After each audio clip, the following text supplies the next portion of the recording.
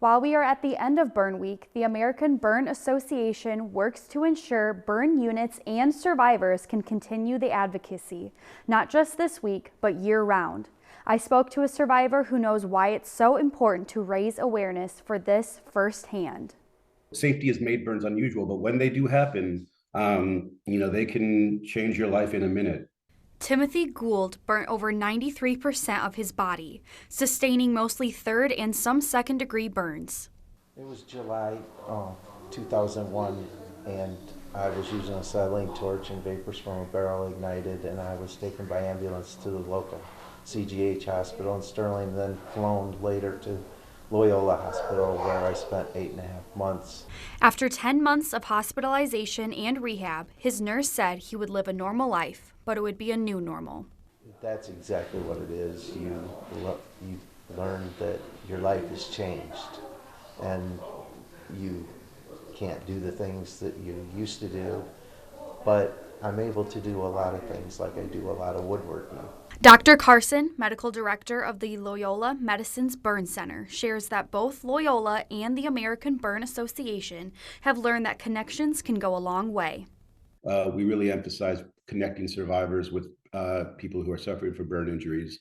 Following recovery through Loyola and the ABA, Gould was asked to return and speak with patients. The hardest thing for them was going back into society and their physical looks and dealing with society. For both Dr. Carson and Gould, the trauma of burns can sometimes lead to something incredible. People often ask me, how can you do this? You've seen such terrible things, but I'm also seeing people's incredible responses to these things, which are as beautiful as the damage is ugly.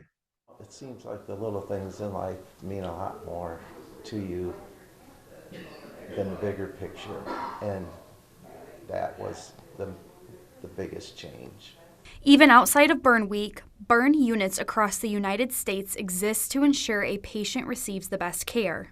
We help create standards for each other, we learn from each other, and just sort of rally around, this problem. It's rare, but when it happens to you, it takes your whole world over, and that's why burn centers exist. The ABA and burn units also work to make sure survivors always have support. If we want to take care of the patient, the way to do that is to integrate the family and help them, help the person through this. I had the best medicine you can have when I would see 6 little feet come down the steps in the morning.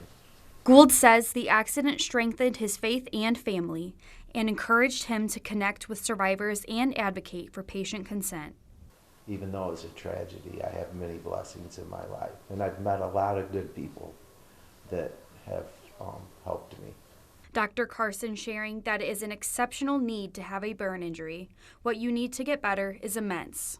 It's nice to see that in this world, people still like to come together and give people that.